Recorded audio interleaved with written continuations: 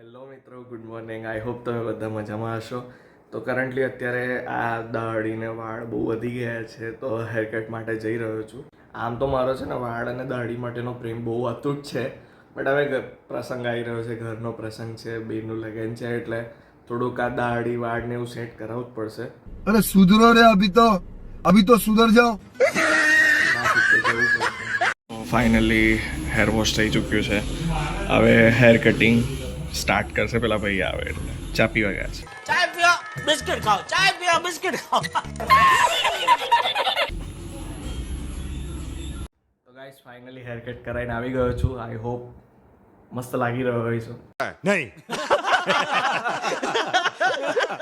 તો કહેજો કમેન્ટમાં કેવું લાગુ છું પહેલા કરતા. આ બિફોર આફ્ટર કેવું લાગ્યું.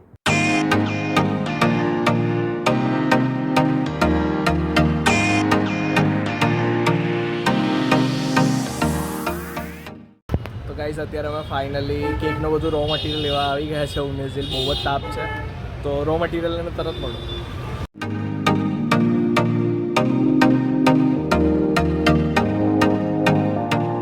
તો ગાઈસ ફાઇનલી અત્યારે હું આવી ગયો હતો. બધું કામ પતાવીને ડાયરેક્ટ અમે પરફોર્મન્સની પ્રેક્ટિસ માટે આવેલા. મતલબ ઝીલ પરફોર્મન્સની પ્રેક્ટિસ કરી રહ્યા છે, જો અમારી બાકી છે.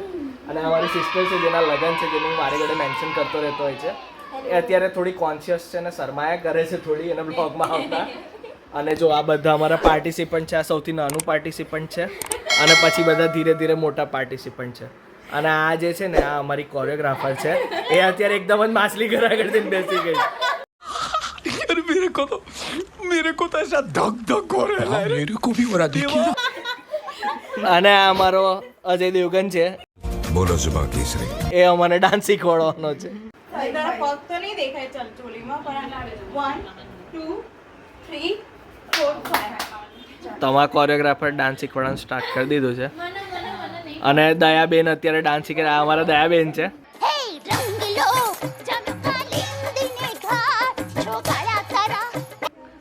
એ ડાન્સ શીખવા લાગ્યા છે. થોડું બેન્ડ થઈ જાવ.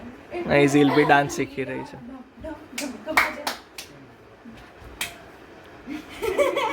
તો ગાઈઝ અમે અત્યારે ફાઇનલી જમવા આવી ગયા છે રેસ્ટોરન્ટમાં. બહુ જ ભૂખ લાગી છે. બસ હમણાં ફટાફટ અમે ઓર્ડર કરી દીધું છે.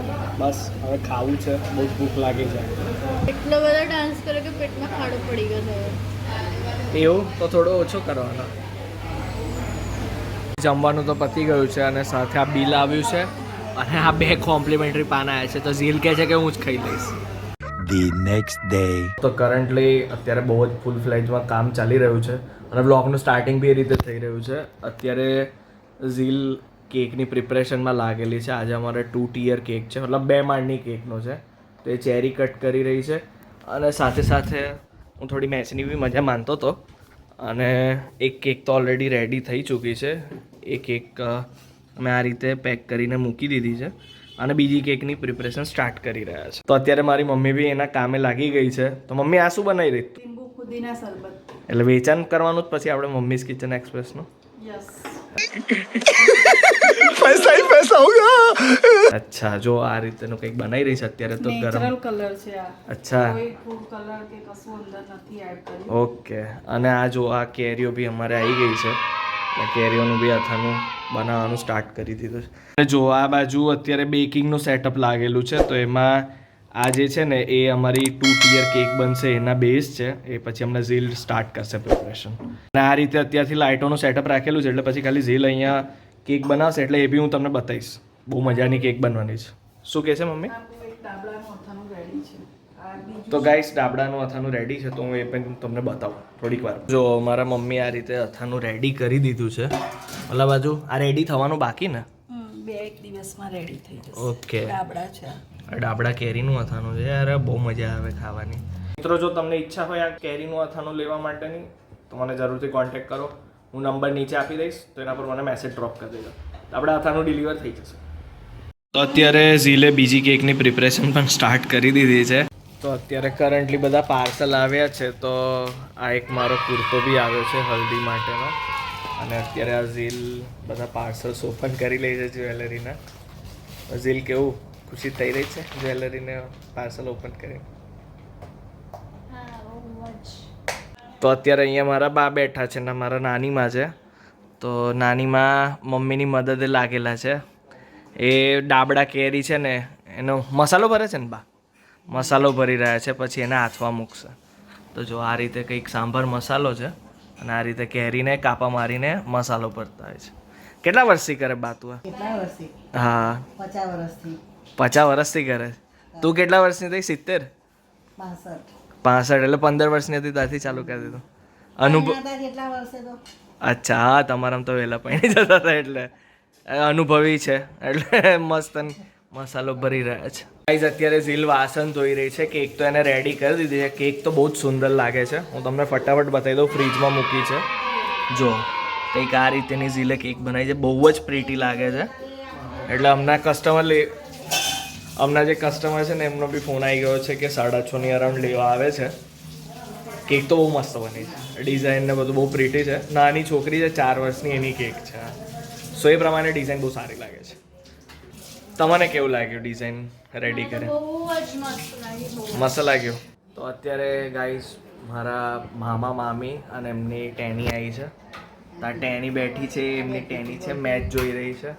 અને અમારા મામા છે, મારા મામી બી આવ્યા છે. તો મામી અહીં મમ્મી જોડે બેઠા છે અને મમ્મી અત્યારે ઢોસા બનાવવાની તૈયારી કરી રહી છે. આ બધું કંઈક બાફા મૂક્યું છે અને સાથે સાથે ચા બની રહી છે. શું? મામા માટે જવો છે, અચ્છા. મામાને શરબત નથી પીવો. અચ્છા. તો અત્યારે મારા માસી આવી ગયા છે. મામી તો હતા જ. ખાલી પેલું એપ્રન પહેરીને બેઠા છે. ના મેં કર્યું, વાસણ ઘસ્યા, બટાકા એ કર્યા, ડુંગળી સમારી, બધું કામ કર્યું એવું? અને અત્યારે સર્વ કરી રહી છું. હા, અચ્છા. ડુંગળી સમારીને બધાને લગાડી આખો. જો આ મમ્મી અહીંયા ઢોસા બનાવી રહી છે. મસાલો તો બધો બહુ બનાવ્યો છે. બધાને આજે ગેસ છોડશે બરાબર એવો મસાલો છે. કેવું મામી, ગેસ છોડવા રેડી? સોડા પી લેવાની પછી એવું એટલે કમ્પ્લીટ થઈ જાય. કઈ ગયા? જો આ બચ્ચા પાર્ટી બી બહાર રમે છે. બચ્ચા પાર્ટી બી આવી છે. અમારા ભાઈ બેન બી આવ્યા છે તે બોલથી રમે છે.